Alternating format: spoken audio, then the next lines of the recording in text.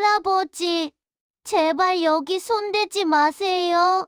여긴 우리 엄마 자리예요. 제발 건드리지 말아요. 경북 산골 작은 마을, 맑은 연못가에서 낡은 옷을 입은 남매가 무릎 꿇고 울부짖고 있었습니다.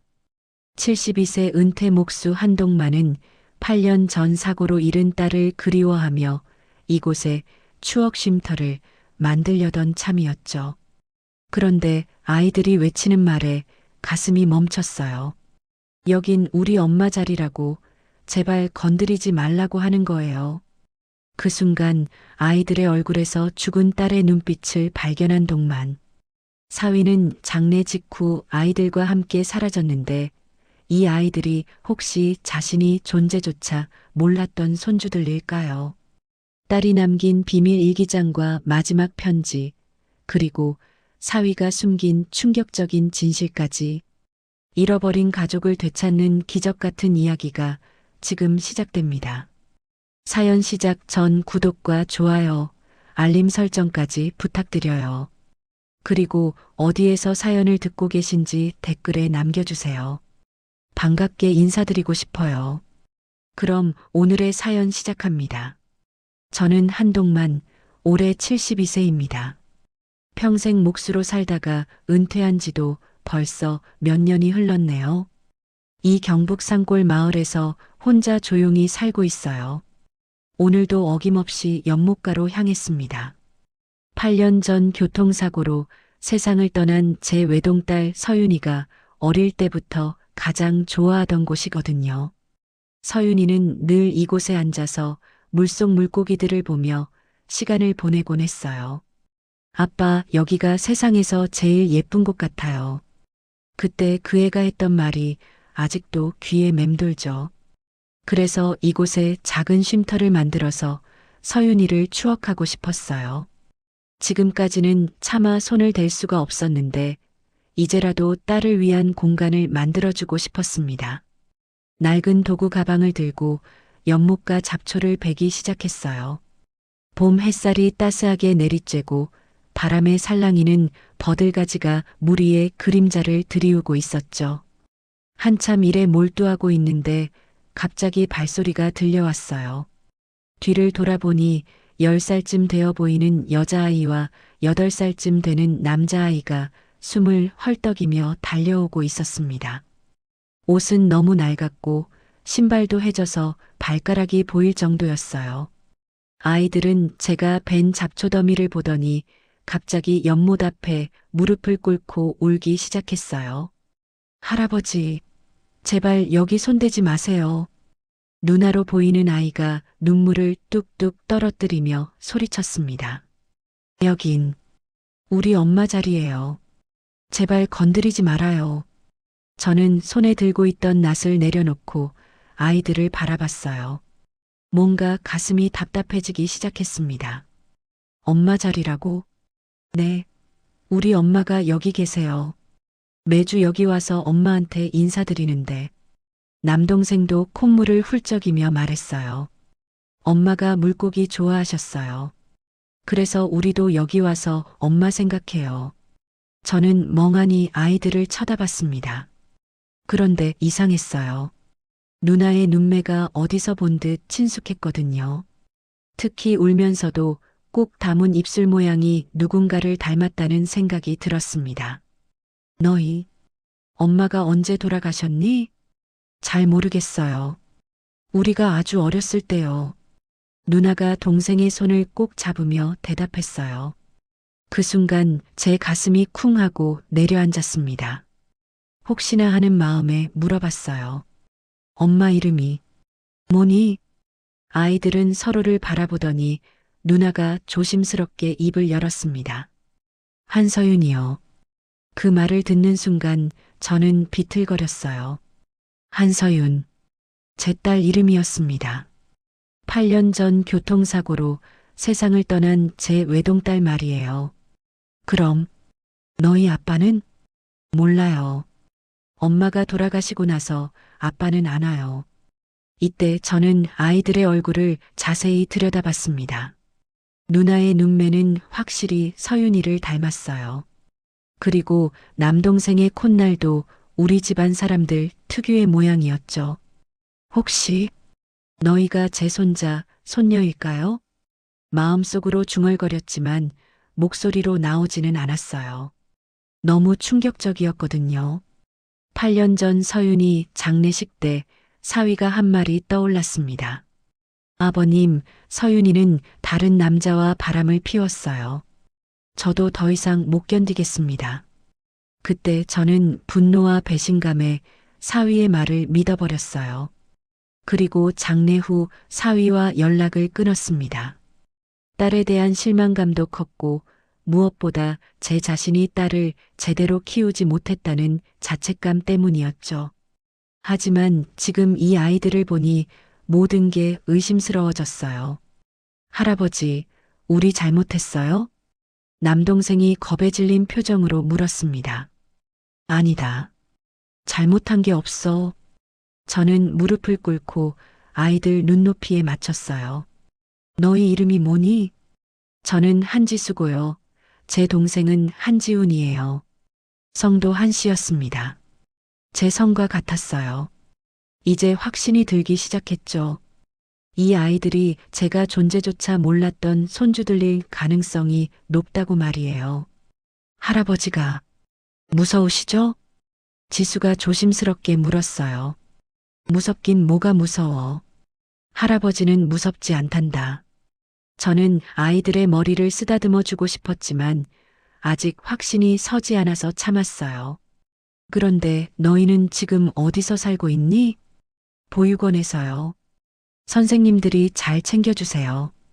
지훈이가 대답했습니다. 보육원이라고 하니 가슴이 더욱 아팠어요. 만약 이 아이들이 정말 제 손주라면 저는 8년 동안 이 아이들이 고아원에서 자라고 있다는 것도 모르고 지냈던 거니까요. 보육원 이름이 뭐니? 푸른솔 보육원이요. 아, 여기서 차로 30분 거리에 있는 그곳 말이군요. 저도 가끔 봉사활동할 때 가던 곳이었어요. 너희는 얼마나 자주 여기 와? 일주일에 한 번씩 와요. 선생님이 허락해 주실 때만요. 지수가 말했습니다. 그럼 오늘은 누가 데려다 줄 거니? 버스 타고 혼자 가요. 지훈이랑 같이요. 이 어린 것들이 버스를 갈아타면서 여기까지 오고 있었다니 마음이 더욱 아팠어요. 위험하지 않니? 길을 잃을 수도 있는데. 괜찮아요. 엄마 만나러 가는 길이니까 안 잃어버려요. 지훈이의 말에 저는 울컥했습니다. 이 아이들은 죽은 엄마를 그리워하며 이 먼 길을 매주 혼자 다니고 있었던 거예요. 해가 서산으로 기울어가고 있었습니다. 아이들이 돌아갈 시간이었죠. 이제 가봐야 해요. 늦으면 선생님이 걱정하세요. 지수가 일어서며 말했어요. 할아버지, 정말 여기 안 건드리실 거죠? 우리 엄마 자리인데. 건드리지 않을게. 약속한다. 저는 진심을 담아 말했어요.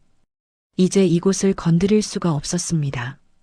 혹시나 이 아이들이 정말 제 손주라면 이곳은 저에게도 소중한 곳이니까요. 아이들이 떠나고 나서 저는 한참 동안 연못가에 혼자 앉아 있었어요. 마음이 너무 복잡했습니다. 정말 이 아이들이 서윤이의 아이들일까요? 그렇다면 제가 8년 동안 얼마나 큰 실수를 하고 있었던 건가요? 집으로 돌아가는 길에 계속 생각했어요. 사위가 그때 한 말들이 모두 거짓말이었을 수도 있다는 생각이 들었거든요. 만약 그렇다면 저는 무고한 딸을 오해했고 손주들을 버린 셈이 되는 거잖아요. 집에 도착해서도 잠이 오지 않았습니다. 서윤이 방문을 열고 들어가 봤어요. 8년 전부터 그대로 둔 딸의 방이었죠. 책상 위에는 아직도 딸의 일기장과 사진들이 놓여 있었어요. 서윤아, 정말 내가 그런 일을 했을까? 사진 속 딸에게 혼자 말을 걸어봤지만 대답은 없었죠. 하지만 오늘 만난 아이들 생각을 하니 뭔가 진실이 다를 것 같다는 느낌이 들었어요. 내일은 푸른솔 보육원에 가서 아이들에 대해 더 자세히 알아봐야겠다고 생각했습니다. 만약 정말 그 아이들이 제 손주라면 저는 지금이라도 그 아이들을 돌봐야 하니까요. 잠들기 전 마지막으로 서윤이 사진을 바라봤어요. 그리고 조용히 속삭였습니다. 미안하다, 서윤아. 아빠가 너를 의심했구나. 내일부터라도 진실을 찾아보마. 그날 밤 잠이 전혀 오지 않았어요. 천장을 바라보며 계속 생각했습니다. 지수와 지훈이, 그 아이들이 정말 제 손주일까요? 서윤이가 정말 아이들을 숨기고 있었던 건가요? 새벽이 되도록 뒤척이다가 결국 침대에서 일어났어요. 사위와 연락을 해봐야겠다는 생각이 들었거든요. 8년 전 장례식 이후로 한 번도 연락하지 않았지만 이제는 진실을 알아야 했습니다. 서랍에서 낡은 전화번호부를 꺼냈어요. 사위 이강민의 번호를 찾아서 전화를 걸어봤습니다. 하지만 연결되지 않았어요. 현재 사용하지 않는 번호입니다. 아, 번호를 바꿨구나. 그럼 직장으로 연락해 볼까요? 강민이는 그때 건설회사에서 일했는데. 하지만 그것도 8년 전 일이니까 아마 옮겼을 거예요. 답답한 마음에 밖으로 나갔습니다. 동네를 한 바퀴 돌면서 머리를 정리해 보려고 했어요. 그러다 마을 입구 슈퍼에 들렀죠. 어머, 동만이 아저씨. 이른 아침에 웬일이세요? 슈퍼를 운영하는 김순덕 할머니가 반갑게 인사했어요. 순덕이 할머니는 이 동네에서 30년 넘게 슈퍼를 하시면서 동네 소식통 역할을 하고 계시거든요. 할머니, 혹시 어제 연못가에서 본 아이들 아세요? 남매 둘이요. 아, 그 아이들요? 몇 달째 여기 왔다 갔다 해요. 할머니의 말에 귀가 번쩍 뜨였어요. 몇 달째요? 네, 처음엔 저도 누군지 몰랐는데 한 번은 목이 마르다고 해서 물을 줬거든요. 그때 물어봤더니 보육원에서 온다더라고요. 보육원에서 여기까지 혼자 와요? 그런 것 같아요. 버스 2번 갈아타고 온다던데 참 기특하더라고요. 그런데 옷이 너무 낡아서 마음이 아팠어요. 할머니의 말을 들으니 가슴이 더욱 답답해졌어요. 그 어린 것들이 혼자서 이 먼 길을 다니고 있었다니. 아이들이 뭐하러 여기 와요? 글쎄요, 연못가에서 한참 앉아 있다가 가던데. 혹시 동만이 아저씨랑 관련 있는 아이들인가요? 할머니가 예리하게 눈치채셨네요. 하지만 아직 확실하지 않으니 대충 얼버무렸어요. 아니에요. 그냥 궁금해서요. 집으로 돌아와서 더 이상 참을 수 없었습니다. 서윤이 방으로 들어가서 오랫동안 손댈 수 없었던 딸의 물건 상자를 꺼냈어요. 상자 안에는 딸의 추억들이 그대로 들어 있었어요. 대학교 졸업 앨범, 결혼사진, 그리고 일기장 몇 권. 8년 동안 봐오지 못했던 것들이었죠. 떨리는 손으로 일기장을 펼쳤습니다. 결혼 후에 쓴 일기들이었어요. 강민이가 또 술 마시고 늦게 들어왔다. 요즘 직장에서 스트레스가 많다고 하는데 나한테 화풀이 하는 것 같아서 속상하다. 임신한 것 같다. 아직 확실하지 않지만 기쁘면서도 걱정된다. 강민이가 아이를 원할까? 임신이요? 서윤이가 임신을 했다고요? 저는 전혀 몰랐는데 계속 읽어나갔어요. 병원에서 쌍둥이라고 했다. 남자아이 하나, 여자아이 하나. 강민이에게 말했는데 별로 기뻐하지 않는 것 같다. 돈 걱정만 한다. 아이들이 태어났다. 지수와 지훈이. 너무 예쁘다. 하지만 강민이는 육아에 전혀 관심이 없다. 밤에 아이들이 울어도 모른 척한다. 강민이가 요즘 도박을 하는 것 같다. 집에 돈을 안 가져온다. 아이들 기저귀도 제대로 사주지 않는다. 일기를 읽으면서 저는 점점 충격에 빠졌어요. 서윤이가 이런 고생을 하고 있었는데 저는 전혀 몰랐던 거네요. 왜 저한테 말하지 않았을까요? 더 읽어나갔습니다. 아버지께 도움을 요청하고 싶지만 강민이가 싫어한다. 장인어른께 우리 집안 사정을 말하면 체면이 서지 않는다고 한다. 강민이가 또 손을 들었다. 아이들 앞에서. 지수가 너무 무서워해서 울었다. 이렇게 살 수는 없다. 도망치고 싶다. 아이들과 함께 아버지 집으로 가고 싶다. 하지만 강민이가 절대 보내주지 않을 것이다. 손이 떨렸어요. 사위가 딸을 때렸다고요? 그리고 손주들까지 무서워하게 만들었다고요? 제가 알던 강민이가 이런 사람이었나요? 마지막 일기 부분에 도달했어요. 더 이상 참을 수 없다. 아이들을 데리고 아버지께 가기로 했다. 강민이가 출장 간 사이에 나와야겠다. 아버지께 모든 걸 말씀드리고 도움을 요청하겠다. 내일 아이들과 함께 고향에 간다. 아버지께서 많이 놀라시겠지만 이제 숨길 수 없다. 아버지, 미안해요. 그리고 고마워요. 그게 마지막 일기였어요. 그 다음 날이 서윤이가 사고를 당한 날이었죠. 저는 일기장을 무릎 위에 떨어뜨리고 울었습니다. 서윤이가 저에게 와서 도움을 요청하려고 했던 거였어요. 아이들과 함께 저한테 오다가 사고를 당한 거였군요. 그런데 강민이는 장례식에서 서윤이가 바람을 피웠다고 거짓말을 한 거였어요. 자신의 잘못을 숨기고 저와의 관계를 끊으려고 한 거죠. 그럼 지수와 지훈이는 정말 제 손주구나. 이제 확신이 들었어요. 오늘 연못가에서 만난 그 아이들이 바로 서윤이의 아이들, 제 손주들이었습니다. 8년 동안 저는 무고한 딸을 의심하고 있었던 거예요. 그리고 손주들이 고아원에서 자라고 있는 줄도 모르고 혼자 외롭게 지내왔던 거고요. 서윤아, 아빠가 미안하다.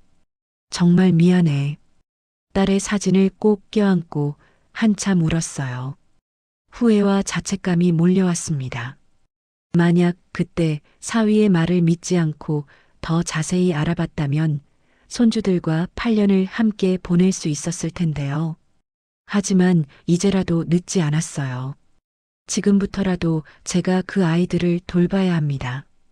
서윤이가 마지막까지 저를 믿고 찾아오려고 했듯이 저도 이제 그 믿음에 응답해야죠. 상자를 뒤져서 서윤이가 남긴 편지들도 찾아봤어요.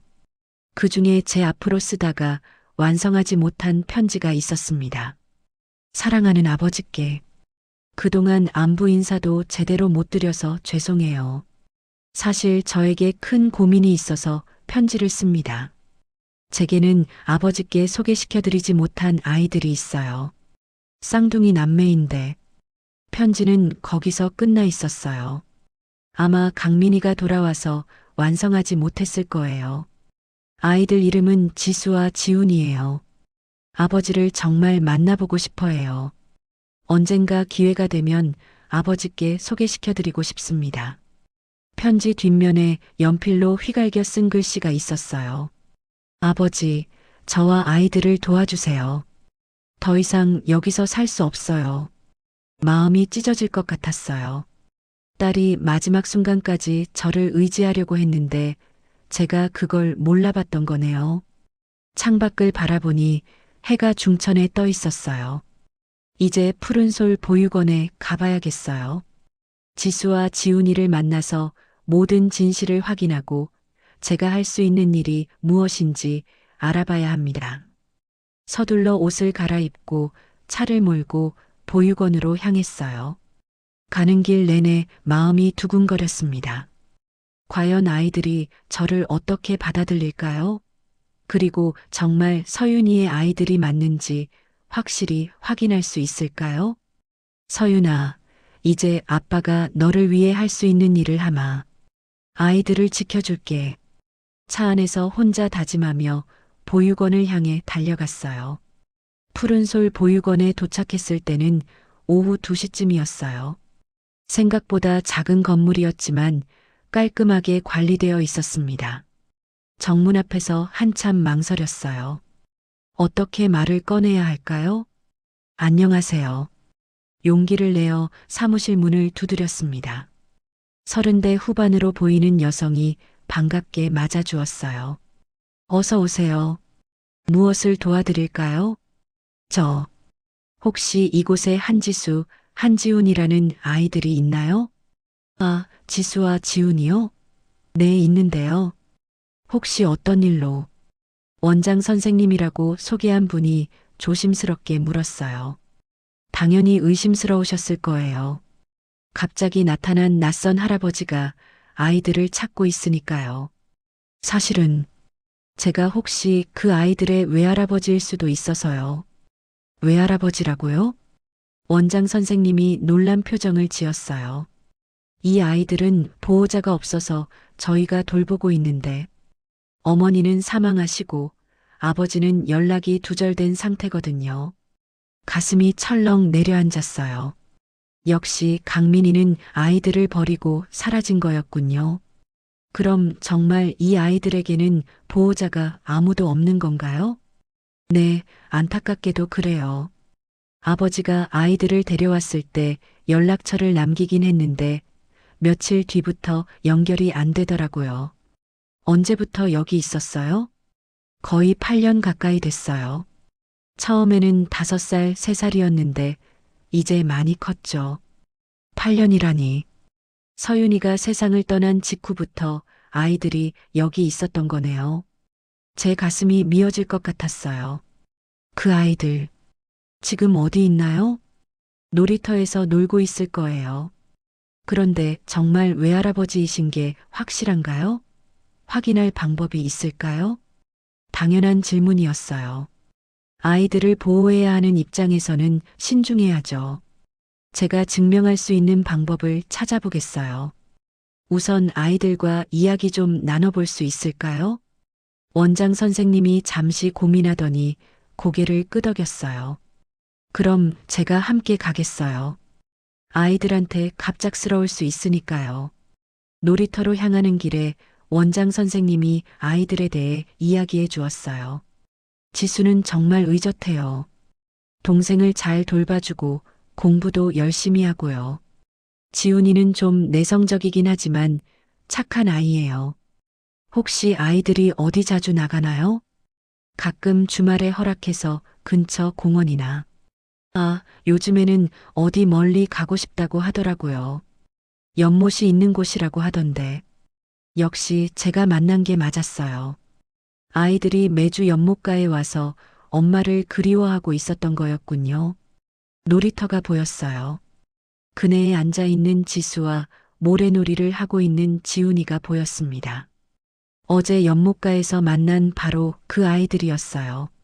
지수야, 지훈아. 원장 선생님이 아이들을 불렀어요.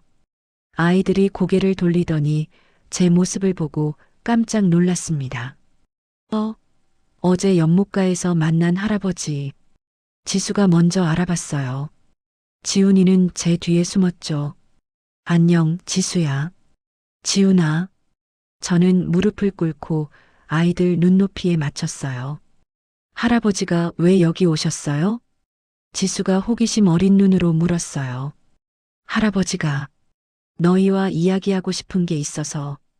원장 선생님이 옆에서 지켜보는 가운데 저는 조심스럽게 입을 열었습니다.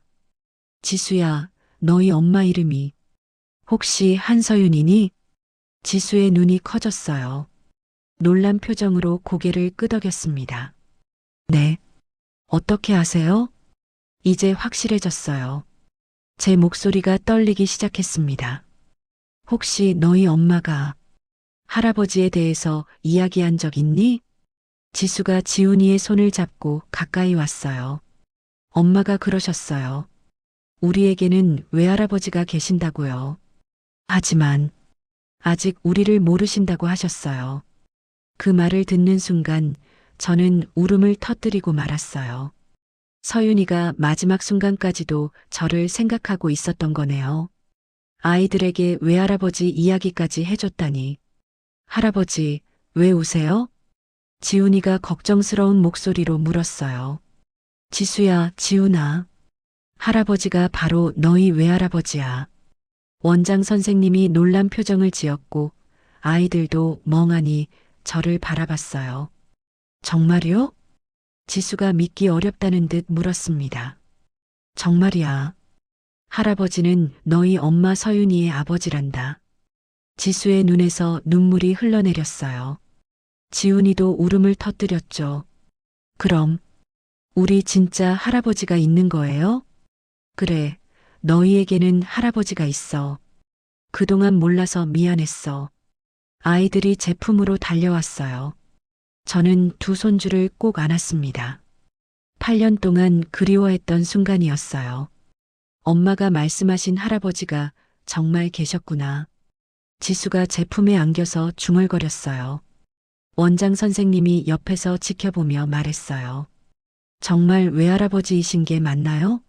어떻게 증명하실 수 있죠? 저는 지갑에서 서윤이 사진을 꺼냈어요. 결혼식 때 찍은 사진이었죠. 이 사람이 너희 엄마지? 아이들이 사진을 보더니 고개를 끄덕였어요. 엄마, 엄마 사진이에요. 지훈이가 신나서 말했어요. 그럼 정말 외할아버지가 맞네요. 원장 선생님도 확신하는 표정이었어요. 할아버지, 우리 이제 어떻게 되는 거예요? 지수가 불안한 듯 물었어요. 할아버지가 너희를 데려갈 수 있을까?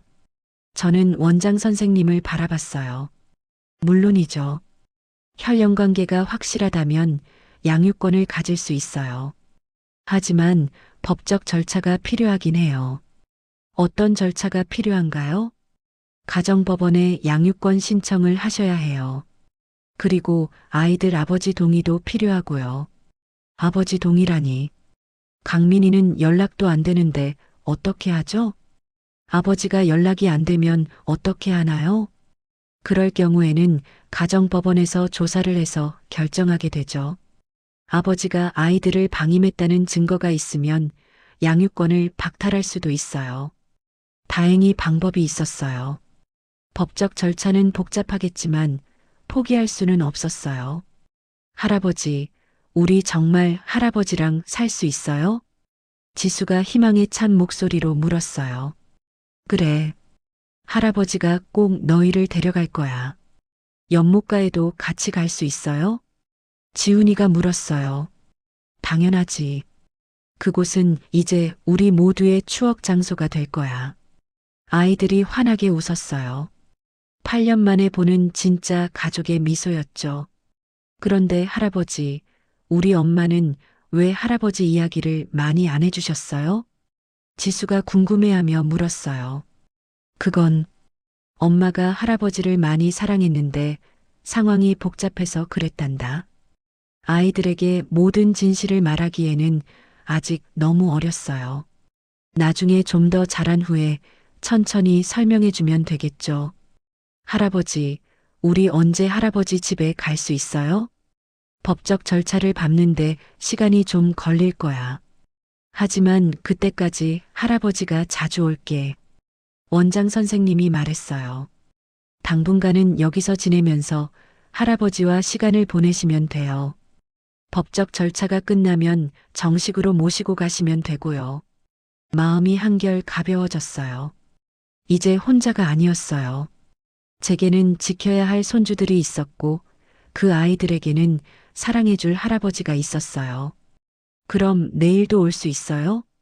지훈이가 기대에 찬 목소리로 물었어요. 당연하지. 매일 올 거야. 해가 저물어가고 있었어요. 오늘은 이만 돌아가야 했지만 마음이 설렜어요. 내일부터 진짜 할아버지 역할을 시작할 수 있을 거니까요. 할아버지, 꼭 또 오세요. 아이들이 아쉬워하며 손을 흔들었어요. 약속할게. 할아버지가 너희를 절대 버리지 않을 거야. 집으로 돌아가는 길에 서윤이에게 다시 한번 다짐했어요. 서윤아, 이제 아빠가 너의 아이들을 지킬게. 늦었지만 정말 잘 키워볼게. 드디어 제 인생에 새로운 희망이 생겼어요. 8년 만에 찾은 소중한 가족이었습니다. 그날 이후 매일 보육원을 찾았어요. 지수와 지훈이와 함께 보내는 시간이 하루 중 가장 소중했습니다. 아이들도 처음의 어색함이 사라지고 점점 마음을 열기 시작했어요. 할아버지, 오늘은 뭐 하실 거예요? 지훈이가 저를 보자마자 달려와서 안겼어요. 이제 제법 익숙해진 모습이었죠. 오늘은 할아버지가 특별한 걸 가져왔어. 지갑에서 서윤이 어릴 때 사진을 꺼내 보여줬어요. 이 사람이 누구 같니? 지수가 사진을 자세히 들여다봤어요. 엄마 닮았어요. 맞아. 이게 너희 엄마가 어릴 때 사진이야. 아이들이 신기해하며 사진을 돌려가며 봤어요. 엄마가 이렇게 어렸을 때도 있었구나. 지수가 감탄하며 말했습니다. 엄마는 할아버지를 많이 사랑했어요? 지훈이가 천진난만하게 물었어요. 당연하지. 할아버지도 엄마를 정말 많이 사랑했어. 그때 원장 선생님이 다가왔어요. 할아버지, 잠시 사무실로 오실 수 있을까요? 드릴 것이 있어서요. 아이들과 헤어져서 사무실로 따라갔습니다. 뭔가요? 사실 아이들이 여기 올 때 가져온 물건들이 있어요. 그동안 보관하고 있었는데 이제 할아버지께 드려야 할 것 같아서요. 원장 선생님이 작은 상자를 꺼내 주었어요. 이게 전부예요? 네, 아이들 아버지가 급하게 맡기고 가면서 이것만 놓고 갔어요. 상자를 받아들고 보니 생각보다 가벼웠어요. 8년 동안 아이들의 추억이 이것뿐이라니 마음이 씁쓸했습니다. 지금 여기서 열어봐도 될까요? 물론이죠. 상자를 열어보니 서윤이의 물건들이 들어 있었어요. 낡은 목걸이 하나, 아이들 어릴 때 사진 몇 장, 그리고 접힌 편지지가 있었습니다. 편지지를 펴보는 순간 가슴이 뛰기 시작했어요. 서윤이의 글씨였거든요. 사랑하는 아버지께.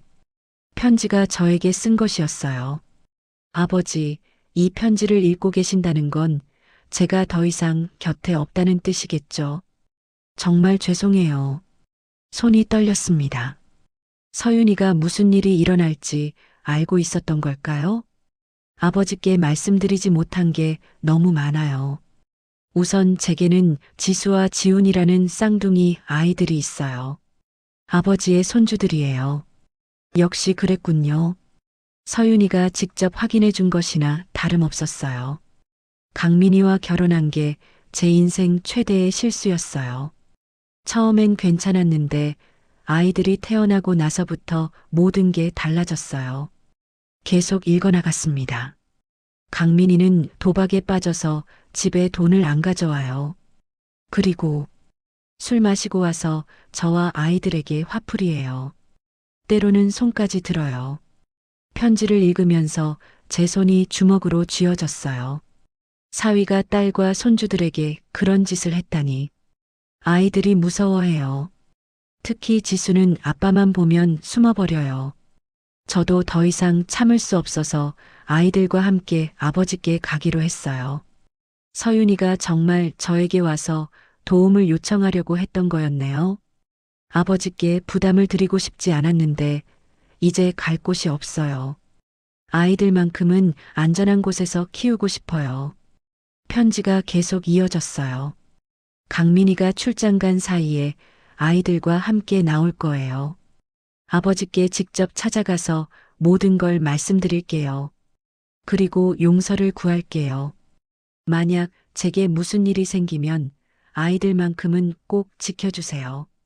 저는 괜찮으니까 아이들만. 제발 부탁드려요. 마지막 문장을 읽는 순간 저는 울음을 터뜨렸어요. 아버지를 정말 사랑해요. 그리고 미안해요. 편지는 거기서 끝났어요. 서윤이가 무슨 일이 생길 걸 예상하고 미리 써둔 편지였던 거네요. 원장 선생님이 조심스럽게 물었어요. 괜찮으세요? 네. 그런데 아이들 아버지가 어떻게 여기 왔는지 기억나세요? 그때 일은 제가 잘 기억해요. 너무 충격적이었거든요. 원장 선생님이 의자에 앉으며 말을 이어갔어요. 한밤중에 갑자기 오더라고요. 아이들 둘을 데리고요. 아이들은 울고 있었고 그 남자는 술 냄새가 심했어요. 뭐라고 하던가요? 아내가 죽었으니 아이들을 맡아달라고 하더라고요. 임시로 며칠만이라고 했는데, 며칠만이라고요? 네, 정신을 차리고 다시 데리러 오겠다고 했어요. 그런데 연락도 없이 사라진 거죠. 정말 강민이는 처음부터 아이들을 버릴 생각이었던 거네요. 그때 아이들 상태는 어땠어요? 정말 안쓰러웠어요. 지수는 계속 엄마 어디 갔어요? 라고 물어보고 지훈이는 열이 나서 며칠 알았어요. 가슴이 미어졌어요. 그 어린 것들이 얼마나 무서웠을까요? 그리고 이상한 게 있었어요. 원장 선생님이 목소리를 낮추며 말했어요. 그 남자가 가기 전에 하는 말이 아이들 엄마가 다른 남자와 도망쳤다가 사고 났다고 하더라고요.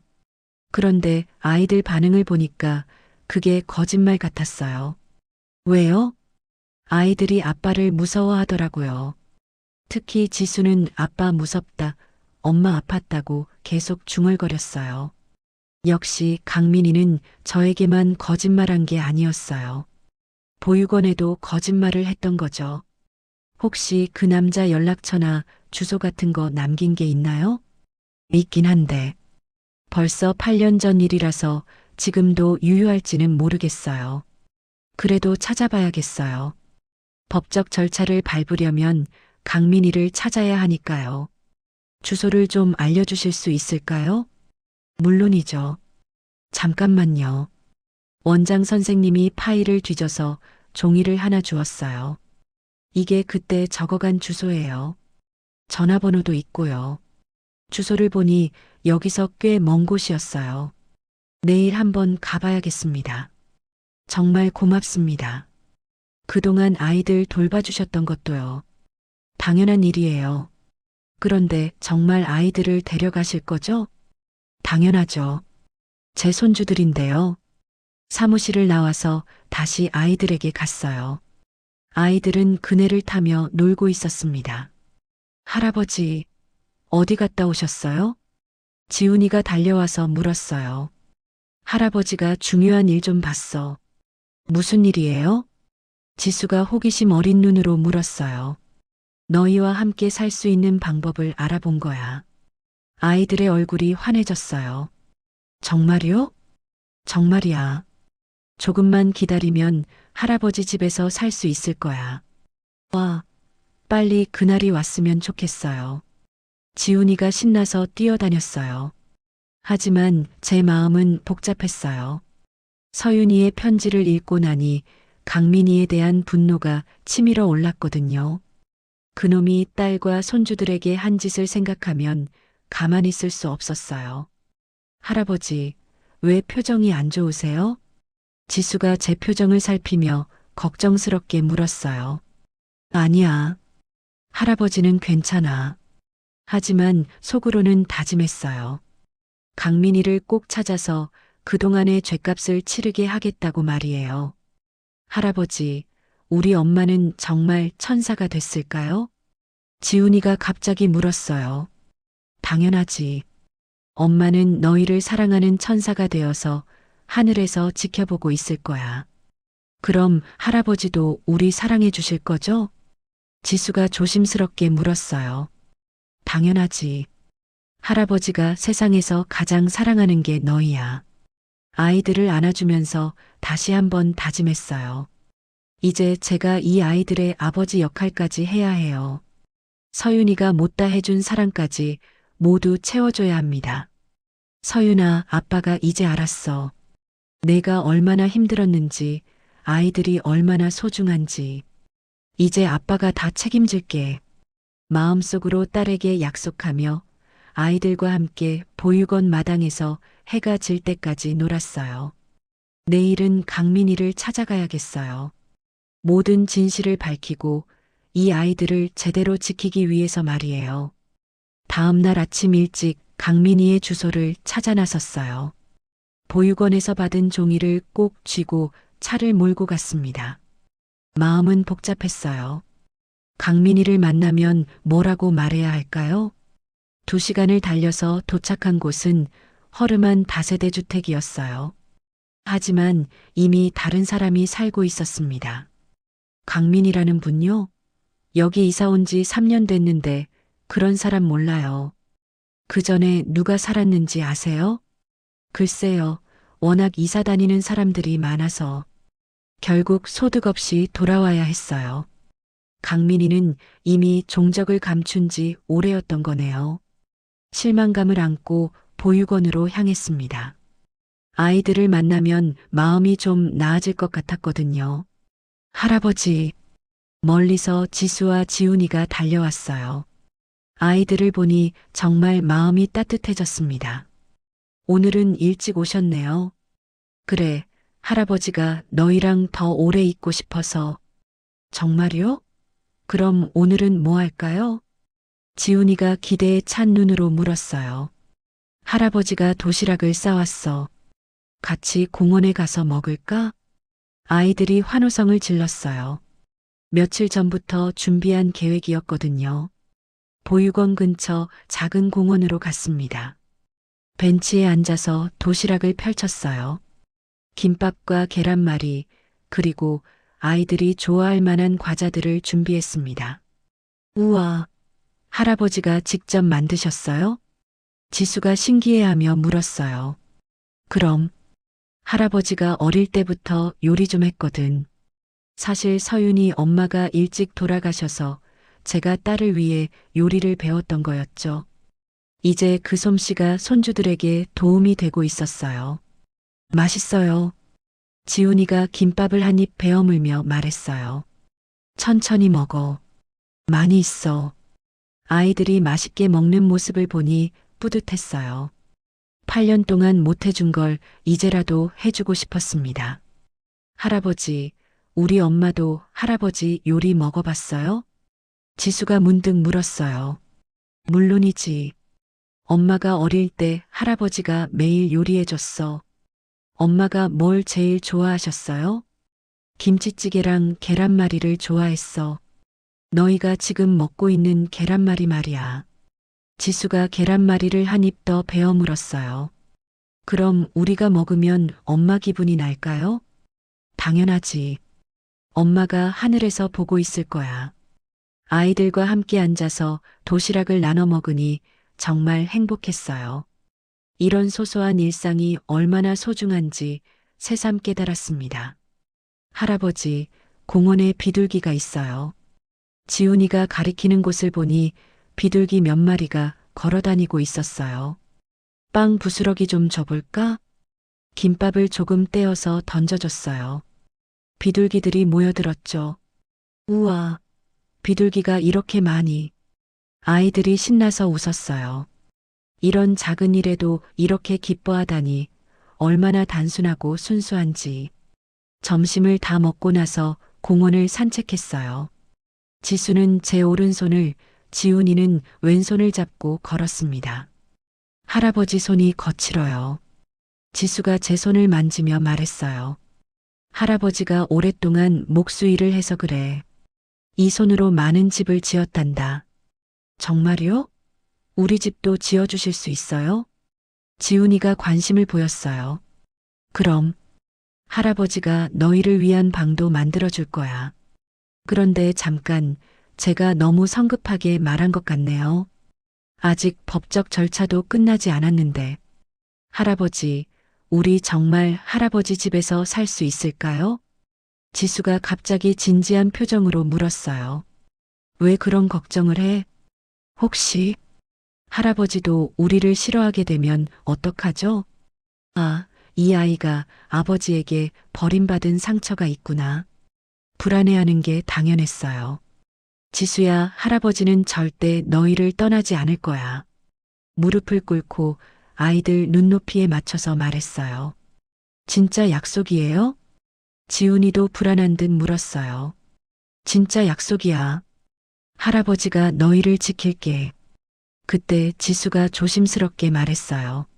할아버지, 우리 할아버지 집에서 지내면 안 돼요? 제가 기다리던 말이었어요. 아이들도 저와 함께 살고 싶어 한다는 뜻이었거든요.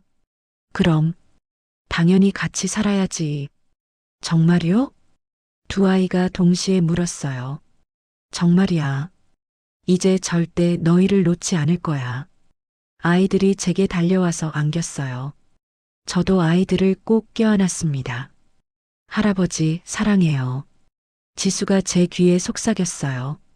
할아버지도 너희를 정말 사랑해. 그 순간 정말 행복했어요. 8년 동안 혼자였는데 이제 가족이 생겼다는 게 믿어지지 않았어요. 그럼 우리 방도 있을 거예요? 지훈이가 기대에 찬 목소리로 물었어요.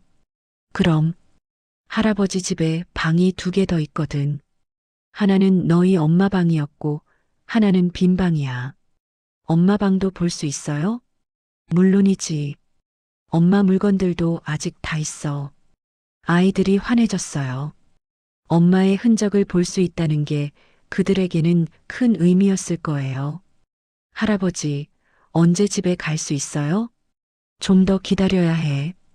법에서 허락해줘야 하거든. 오래 걸려요? 그럴 수도 있어. 하지만 할아버지가 매일 와서 너희와 같이 있을게. 실제로는 강민이를 찾는 것도 문제였고 법적 절차도 복잡할 거예요.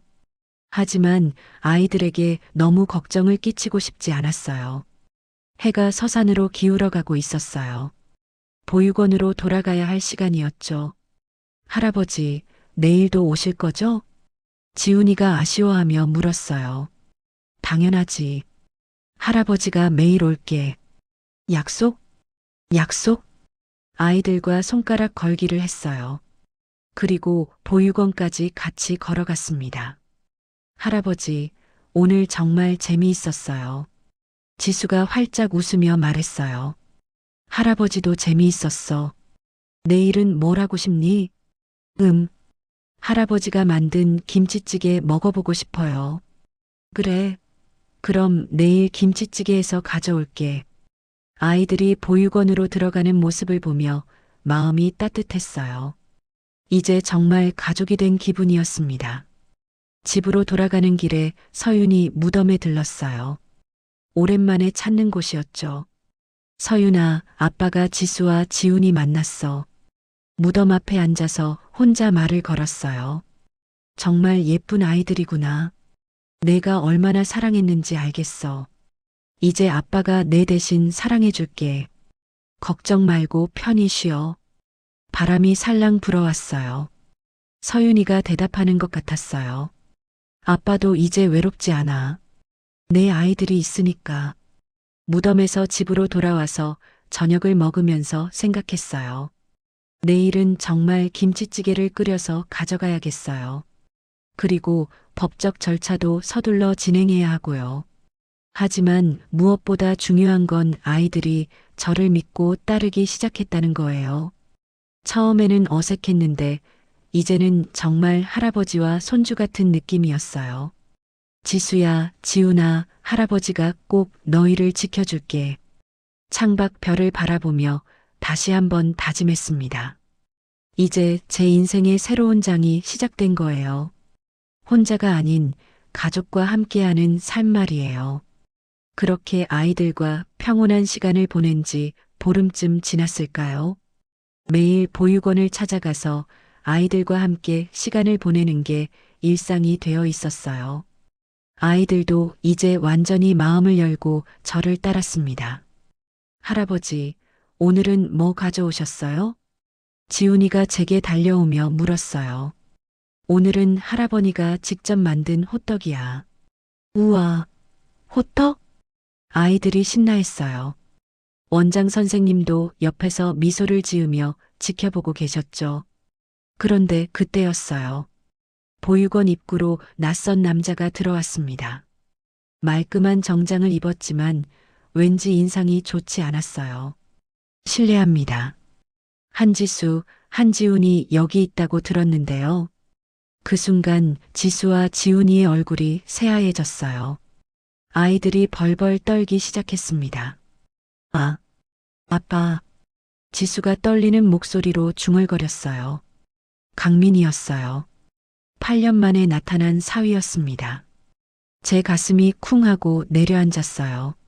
지수야, 지훈아, 아빠야.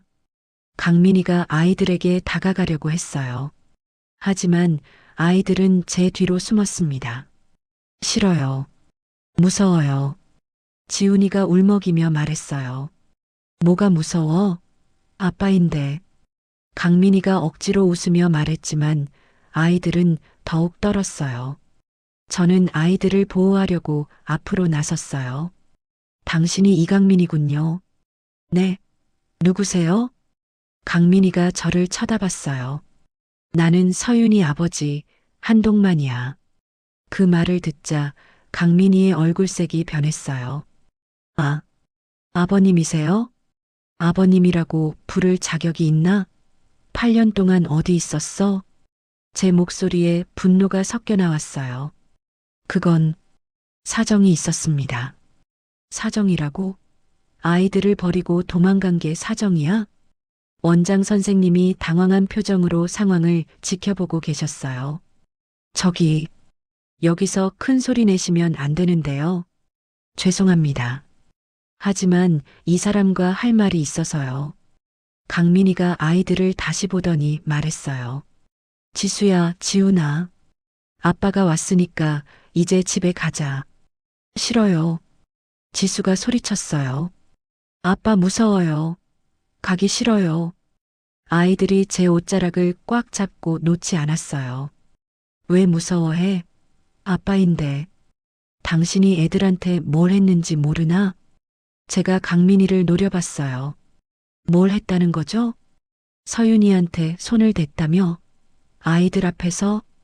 강민이의 얼굴이 굳어졌어요. 그건 옛날 일이고, 옛날 일이라고? 내가 도박하고 술 마시고 집에 와서 딸이랑 손주들한테 화풀이 한 게 옛날 일이야? 누가 그런 소리를. 서윤이가 남긴 일기 다 봤어. 편지도 읽었고. 강민이가 당황한 기색을 보였어요. 아버님, 그건 오해가. 오해? 그럼 왜 아이들이 이렇게 무서워해? 정말로 지수와 지훈이는 강민이만 봐도 벌벌 떨고 있었어요. 할아버지, 우리 안 가면 안 돼요? 지수가 울먹이며 물었어요. 당연히 안 가도 돼. 할아버지가 지켜줄게. 강민이가 갑자기 목소리를 높였어요. 아버님, 법적으로는 제가 아이들 아버지입니다. 데려갈 권리가 있어요. 권리라고? 8년 동안 버려놓고 무슨 권리야? 그래도 친아버지인 건 변하지 않아요. 그때 원장 선생님이 끼어드셨어요. 잠깐만요. 이 아이들은 현재 저희 보육원에서 보호하고 있어요. 갑자기 데려갈 수는 없습니다. 왜요? 제가 아버지인데요? 8년간 연락도 없다가 갑자기 나타나셔서는 사정이 있었다니까요.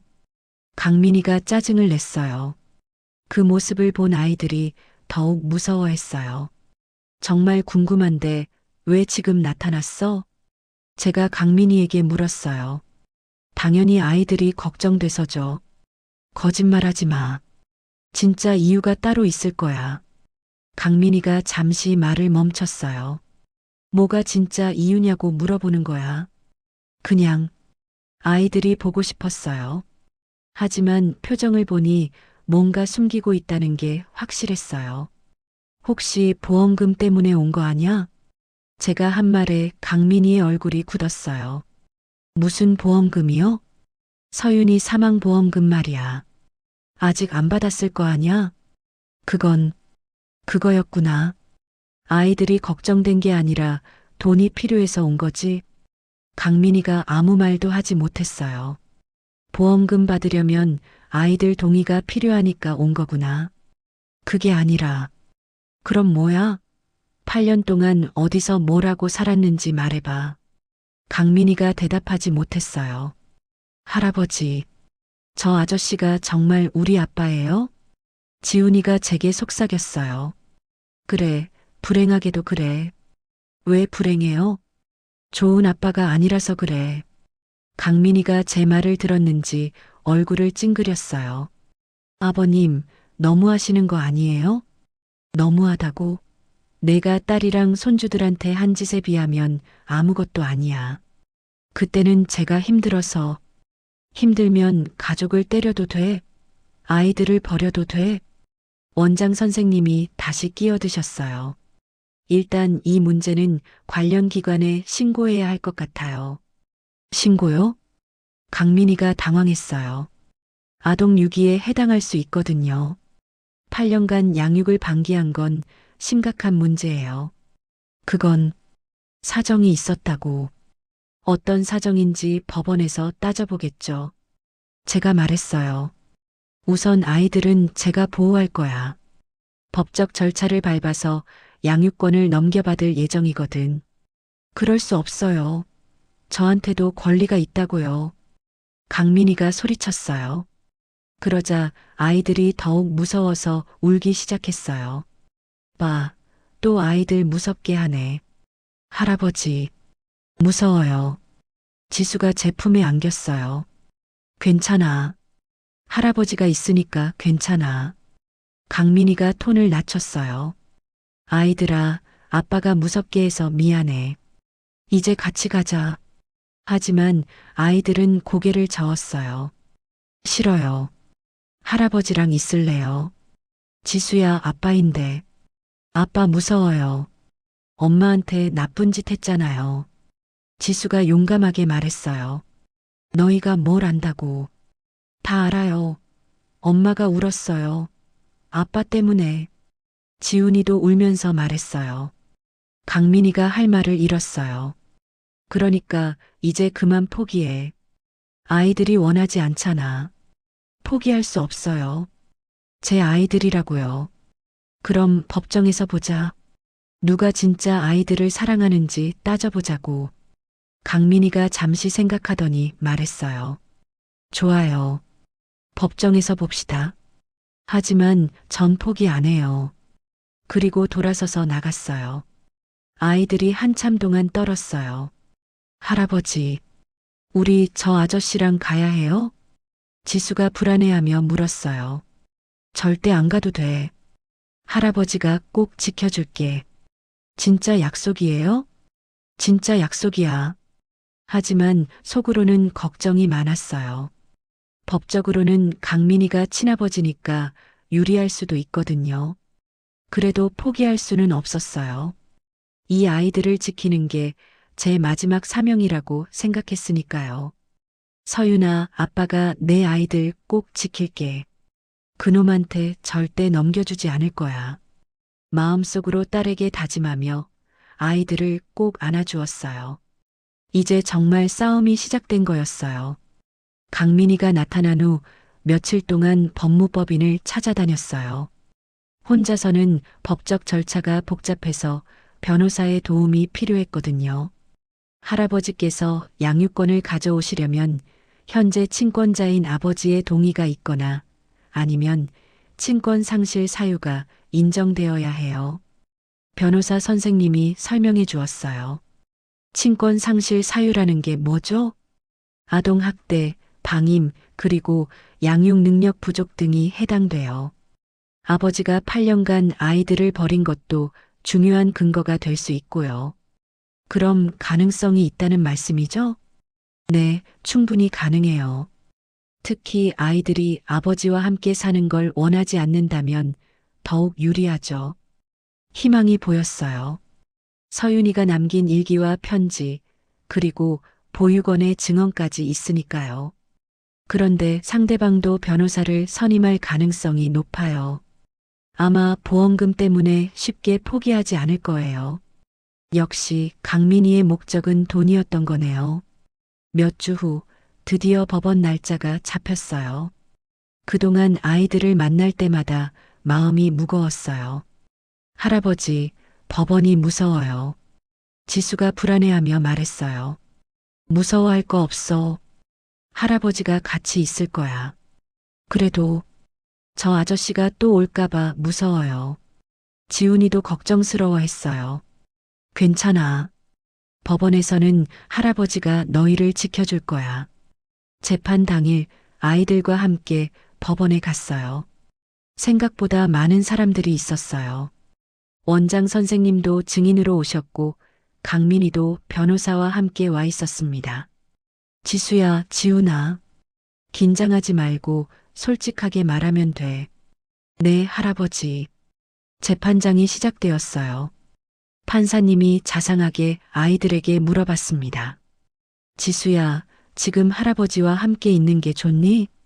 네, 할아버지가 정말 좋아요. 지수가 당당하게 대답했어요. 할아버지와 함께 살고 싶니? 네, 할아버지 집에서 살고 싶어요. 지훈이는 어때? 저도 할아버지랑 살고 싶어요. 지훈이도 용기를 내어 말했어요. 그럼 아버지와는 함께 살기 싫어? 네, 무서워요. 지수가 작은 목소리로 말했어요. 왜 무서워해? 아빠가 엄마한테 나쁜 짓 했어요. 우리한테도 무섭게 했고요. 어떤 나쁜 짓이었니? 엄마를 때렸어요. 우리도 무서워서 울었어요. 지수가 눈물을 글썽이며 말했어요. 강민이가 변명했어요. 판사님, 아이들이 오해하고 있는 것 같습니다. 하지만 판사님은 계속 아이들에게 물었어요. 지훈이도 그런 걸 봤니? 네. 엄마가 아프다고 울었어요. 아빠가 무서웠어요.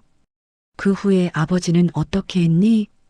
우리를 어디 데려가서 두고 안았어요. 지훈이의 말에 법정이 조용해졌어요. 제 변호사가 증거를 제출했어요. 판사님, 이것은 고인이 된 한서윤 씨가 남긴 일기와 편지입니다.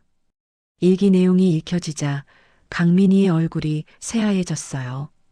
피고인 이강민은 고인에게 상습적으로 폭력을 가했고 도박으로 인해 가정 경제를 파탄냈습니다. 원장 선생님도 증언대에 섰어요. 이강민 씨는 8년 전 한밤중에 술에 취한 상태로 아이들을 데려왔습니다. 며칠만 맡아달라고 했는데 그 후 연락이 완전히 두절됐어요.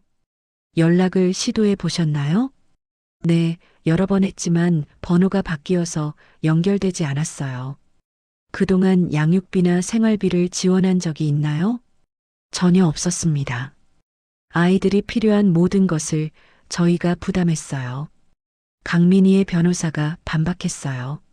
하지만 친부로서 친권을 가질 권리가 있습니다. 그때 판사님이 강민희에게 물었어요. 8년 동안 아이들을 찾지 않은 이유가 뭡니까? 경제적으로 어려워서. 그럼 지금은 경제적으로 나아졌나요? 그런 건 아니지만. 그럼 왜 지금 와서 아이들을 데려가려고 하는 거죠? 강민희가 대답을 못했어요. 제 변호사가 추가로 말했어요. 판사님, 이강민 씨의 진짜 목적은 아내의 사망보험금입니다. 보험금을 받기 위해서는 법정 상속인인 아이들의 동의가 필요하거든요. 그게 사실인가요? 판사님이 강민희를 쳐다봤어요. 그런 게 아닙니다. 하지만 누가 봐도 거짓말이었어요. 또한 이강민 씨는 현재 도박 빚이 상당한 것으로 알려져 있습니다. 강민희가 더 이상 변명할 수 없었어요. 판사님이 다시 아이들에게 물었어요. 정말로 할아버지와 살고 싶니? 네, 할아버지가 우리를 사랑해 주세요. 지수가 확신에 찬 목소리로 말했어요. 할아버지는 맛있는 것도 해주시고 엄마 이야기도 들려주세요. 지훈이도 덧붙였어요. 아저씨는 무서워요. 같이 살기 싫어요. 아이들의 솔직한 말에 법정의 분위기가 완전히 바뀌었어요. 판사님이 잠시 서류를 검토하더니 말했어요. 이강민 씨의 친권을 박탈하고 한동만 씨에게 양육권을 인정합니다. 그 말을 듣는 순간 저는 울음을 터뜨렸어요. 드디어 해냈어요. 또한 이강민 씨는 아동유기 혐의로 별도 조사를 받도록 하겠습니다. 강민희가 황급히 법정을 빠져나갔어요. 아이들이 제게 달려왔어요. 할아버지, 우리 이겼어요. 정말 할아버지랑 살 수 있어요? 그래, 이제 정말 가족이 됐어. 원장 선생님도 축하해 주셨어요. 정말 다행이에요. 아이들이 좋은 분을 만났네요. 변호사 선생님도 만족스러워 하셨어요. 완전한 승리예요. 이제 아무도 아이들을 빼앗아갈 수 없어요. 법원을 나오면서 아이들이 환호성을 질렀어요. 할아버지, 우리 진짜 할아버지 집에서 살 수 있어요. 이제 매일 할아버지랑 같이 있을 수 있어요. 저도 기뻤어요. 8년 만에 진짜 가족을 되찾은 기분이었어요. 이제 집에 가자. 우리 집에. 아이들을 양손에 하나씩 잡고 주차장으로 걸어갔어요. 하늘이 유난히 맑았어요. 서윤이가 하늘에서 웃고 있는 것 같았어요. 서윤아, 이제 됐다. 내 아이들을 지켜냈어. 마음속으로 딸에게 말하며 새로운 시작을 다짐했어요. 이제 정말 아이들과 함께하는 새로운 인생이 시작되는 거였어요. 법정에서 승리한 지 일주일 후 드디어 지수와 지훈이를 집으로 데려오는 날이었어요. 아이들은 며칠 전부터 설레서 잠을 못 잔다고 했거든요. 할아버지 집이 정말 우리 집이 되는 거예요? 지수가 차 안에서 몇 번이나 물었어요. 그럼, 이제 너희 집이야. 우와, 드디어. 지훈이가 신나서 소리쳤어요. 집에 도착하니 아이들이 눈을 휘둥그레 떴어요. 할아버지 집이 정말 크네요. 사실 그리 큰 집은 아니었어요. 시골의 평범한 단층 집이었죠. 하지만 아이들에게는 궁전처럼 보였나 봐요. 자, 들어가자. 문을 열고 들어서니 아이들이 조심스럽게 주위를 둘러봤어요. 여기가 거실이고 저기가 부엌이야. 진짜 우리가 여기서 살아도 돼요? 지수가 믿기 어렵다는 듯 물었어요. 당연하지. 이제 너희 집이니까 편하게 해. 아이들을 방으로 안내했어요. 며칠 전부터 열심히 준비한 방이었거든요. 이게 너희 방이야. 방문을 열자 아이들이 감탄했어요. 작은 2층 침대와 책상, 그리고 옷장을 새로 들여놓았어요. 정말 우리 방이에요? 지훈이가 침대에 올라가 보며 물었어요. 그럼, 너희 둘이 쓰는 방이야. 할아버지, 감사해요. 아이들이 제게 달려와서 안겼어요. 그런데 여기 옆방은 뭐예요? 지수가 옆문을 가리키며 물었어요. 그곳은 너희 엄마 방이야. 아이들의 표정이 진지해졌어요. 엄마 방을 볼 수 있어요? 물론이지. 서윤이 방문을 열어줬어요. 8년 동안 그대로 보존해둔 방이었죠.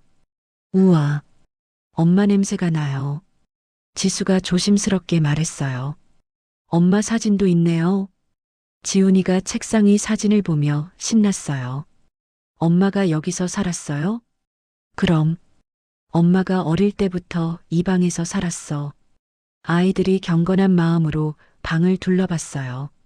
할아버지, 우리가 가끔 여기 와서 엄마한테 인사드려도 돼요? 당연하지. 언제든지 와도 돼. 그날 저녁 처음으로 가족이 함께 식사를 했어요. 제가 직접 만든 김치찌개와 계란말이였죠. 할아버지 요리가 정말 맛있어요. 지수가 김치찌개를 한 숟가락 떠먹으며 말했어요. 엄마도 이런 음식 먹었어요? 지훈이가 물었어요. 그럼, 엄마가 가장 좋아했던 음식이야. 그럼 우리가 먹으면 엄마도 기뻐하실까요? 당연하지. 하늘에서 웃고 계실 거야. 저녁을 먹고 나서 아이들이 처음으로 자신들의 방에서 잠들 준비를 했어요. 할아버지, 무서우면 어떡해요? 지훈이가 불안해하며 물었어요. 무서울 거 없어. 할아버지가 바로 옆방에 있으니까. 정말요? 정말이야. 그리고 너희 엄마도 지켜주고 있어. 아이들을 재우고 혼자 거실에 앉아 있는데 정말 꿈만 같았어요. 8년 만에 집에 아이들 웃음소리가 들리고 있었거든요. 잠깐 밖으로 나가서 연못가로 갔어요. 서윤이와 마지막 대화를 나누고 싶었거든요. 서윤아, 아빠야. 연못가에 앉아서 조용히 말을 걸었어요. 지수랑 지훈이 데려왔어. 이제 우리 집에서 살 거야. 바람이 살랑 불어왔어요.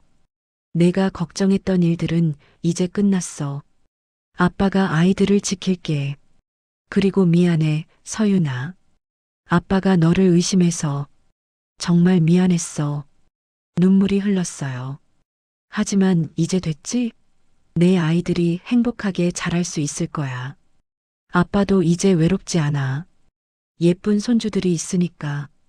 한참 앉아 있다가 집으로 돌아왔어요. 그런데 아이들 방에서 작은 대화 소리가 들려왔어요. 지수야, 우리 진짜 여기서 계속 살 수 있을까? 지훈이가 걱정스럽게 말하고 있었어요. 응, 할아버지가 약속하셨잖아. 그래도 혹시 또 다른 곳으로 가야 하면 어떡해? 아이들이 아직도 불안해하고 있었구나. 당연했어요. 어릴 때부터 떠돌아다녔으니까요. 저는 조용히 방문을 두드렸어요. 할아버지예요. 잠깐 들어가도 될까? 네. 아이들이 대답했어요. 잠이 안 와? 네. 좀 그래요. 지수가 솔직하게 말했어요. 저는 침대 옆에 앉았어요. 뭐가 걱정이야? 할아버지, 우리 내일도 여기 있을 수 있어요? 지훈이가 조심스럽게 물었어요. 당연하지. 내일도 모레도 계속. 정말 계속이요? 정말 계속이야. 할아버지가 살아있는 한 너희는 여기 있을 거야. 할아버지가 우리 때문에 힘들지는 않으세요? 지수가 걱정스럽게 물었어요. 힘들기는커녕 행복해. 할아버지 인생에서 가장 행복한 시간이야. 정말요? 정말이야. 너희가 있으니까 집이 살아났어. 아이들이 안도의 한숨을 쉬었어요.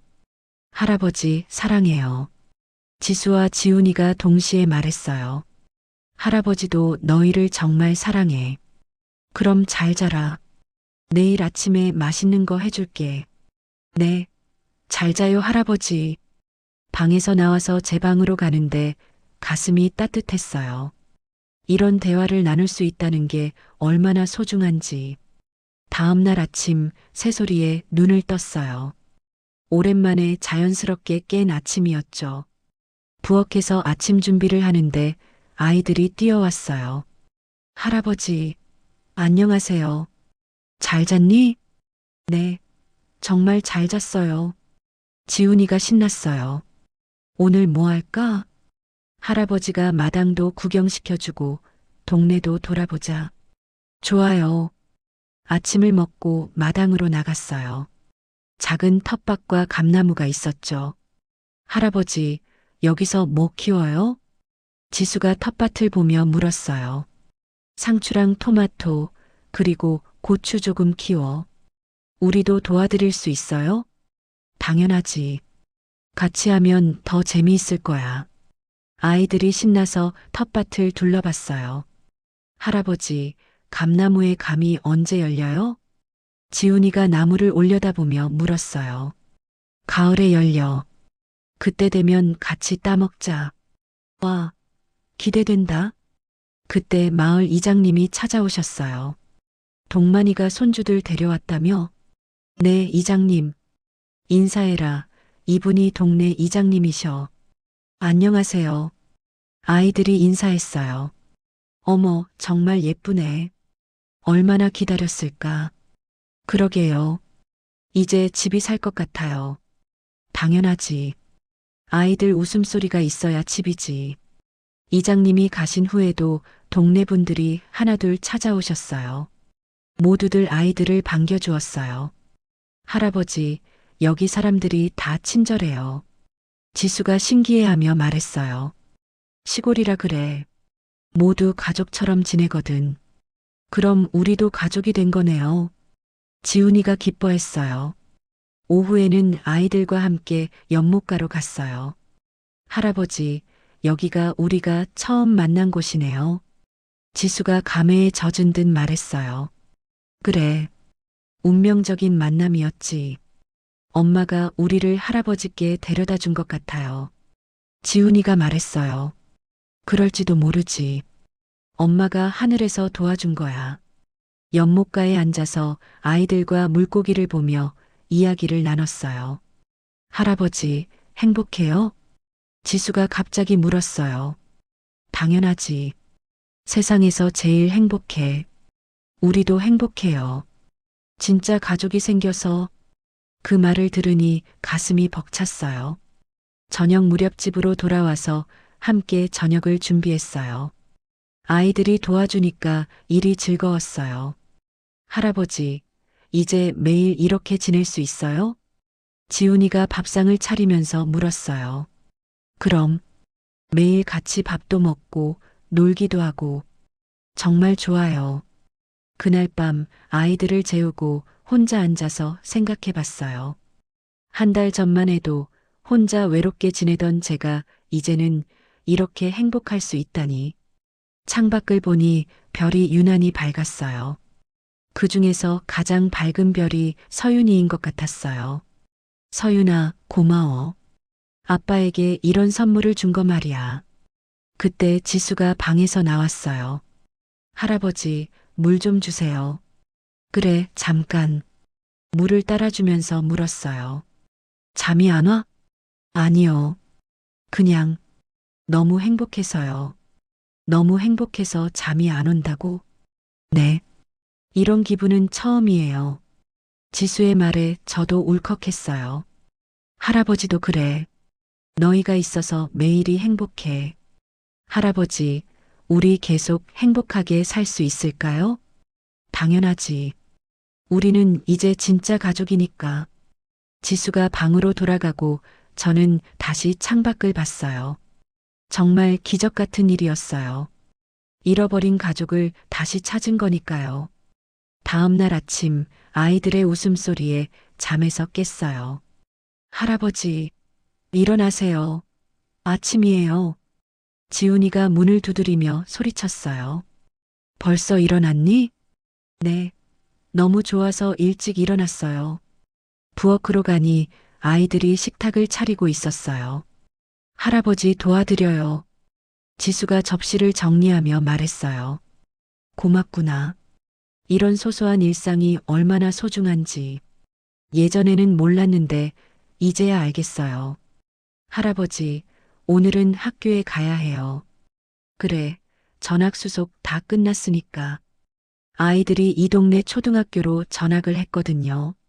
친구들이 잘 받아줄까요? 지수가 걱정했어요. 걱정 마. 시골 아이들은 순박해서 금방 친해질 거야. 아이들을 학교에 데려다주고 집으로 돌아오는 길에 생각했어요. 이제 정말 평범한 일상이 시작된 거구나. 오후에 아이들이 학교에서 돌아왔어요. 할아버지, 학교 재미있었어요. 친구들이 잘해줬어요. 아이들이 신나서 말했어요. 다행이구나. 그럼 내일부터도 즐겁게 다닐 수 있겠네.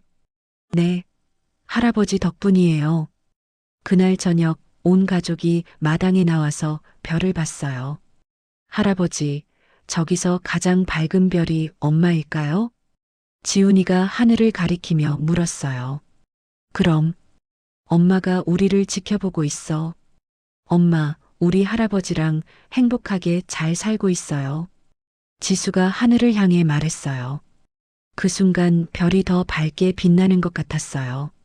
서윤이가 대답하는 것 같았죠. 잠자리에 들면서 마지막으로 생각했어요. 가족이라는 건 피로만 이어지는 게 아니구나. 사랑으로 이어지는 거구나. 지수와 지훈이가 제 진짜 손주인 건 맞지만 설령 혈연 관계가 없었다고 해도 저는 이 아이들을 사랑했을 거예요. 중요한 건 함께 있으면서 서로를 아끼고 지키는 마음이니까요. 서윤아, 이제 정말 편히 쉬어. 아빠가 내 아이들 잘 키울게. 창밖 별에게 마지막 인사를 하고 눈을 감았어요. 내일도 아이들의 웃음소리로 시작될 하루를 기대하면서 말이에요. 집은 다시 살아났어요. 웃음소리와 발소리, 그리고 사랑으로 가득한 집이 되었거든요. 그리고 마을 사람들은 속삭였어요. 가족은 피가 아니라 지키는 마음이구나.